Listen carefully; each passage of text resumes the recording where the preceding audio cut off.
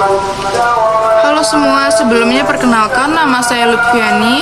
Jadi hari ini saya akan menjelaskan dan mempresentasikan hasil mini riset saya yang berjudul Dilema Batas Kabur Antara Ruang Kerja dan Kehidupan Pribadi yang Dirasakan oleh Pekerja Hybrid.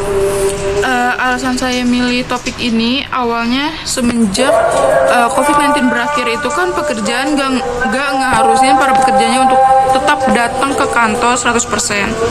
Ada juga yang di rumah atau WFH dan ada juga yang keduanya. Jadi di kantor kerja juga, di rumah juga harus siap siaga. Itu namanya kerja hybrid.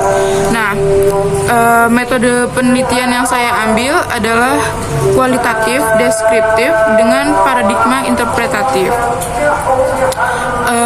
Informan yang saya ambil 6 orang yang merupakan pekerja di sektor kreatif dan teknologi daerah Jabodetabek. Jadi mereka itu yang sudah 6 bulan kurang lebih bekerja di pekerjaan hybrid ini.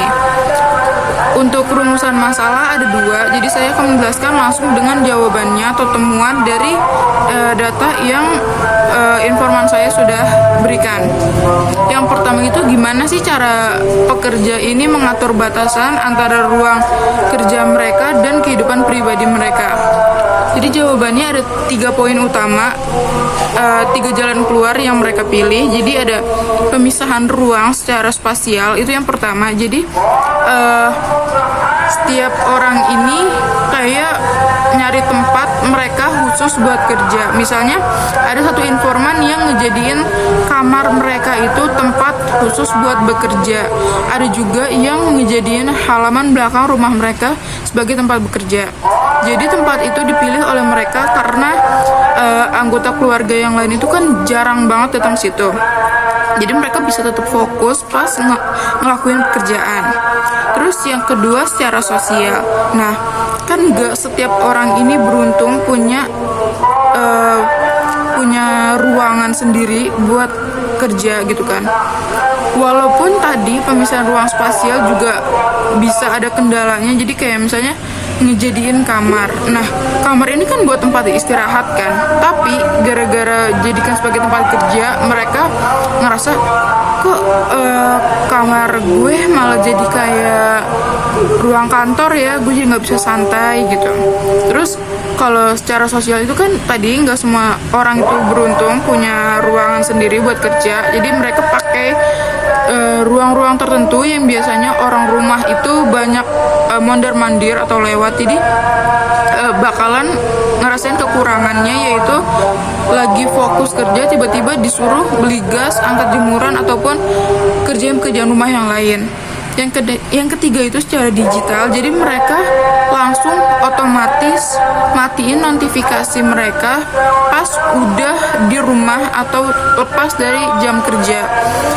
Misalnya sudah jam 8 malam, ada yang langsung matiin notifikasi biar notifnya tuh nggak masuk, biar mereka tuh nggak dapat kerjaan dadakan dan mereka harus bangun untuk terus-terusan ngejar produktivitas yang diminta sama kantor. Nah, yang kedua itu tentang gimana sih dampak teknologi digital terhadap kejenuhan kerja atau yang disebut burnout. Nah, jadi adanya keterasingan dari proses kerja. Ini teorinya Karl Marx tentang alienasi. Yang pertama tentang teralienasi dari proses kerja. Jadi mereka tuh ngerasa kayak dikendaliin sama kantor. Jadi kayak notifikasi ini jadi bikin mereka tuh ngerasa dikendaliin. Harus fast respon, harus siap siaga buat ngelakuin pekerjaan secepatnya gitu. Mereka jadi nggak bisa santai walaupun di luar jam kerja.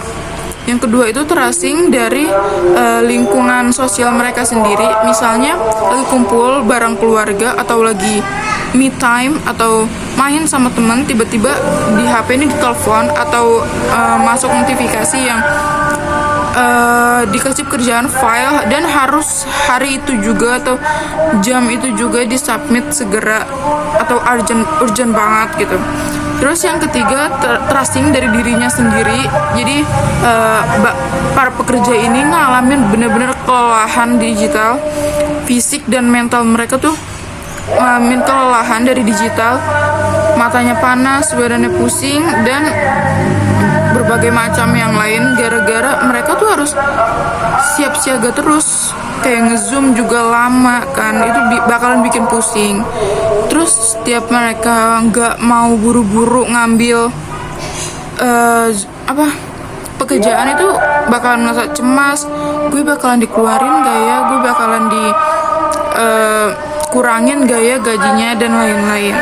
Nah, dari itu kesimpulannya ya, jadi sistem hibrida itu bukan sekedar masalah pekerjaan yang pintar atau enggak dalam mengatur waktu.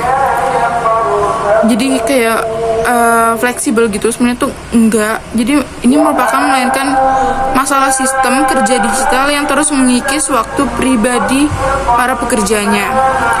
Jadi untuk saran kedepannya adalah harus bikin aturan resmi soal right to disconnect. Jadi benar-benar stop dari pekerjaan mereka. Jadi untuk waktu pribadi mereka, kehidupan pribadi mereka setelah di luar jam kerja. Intinya itu.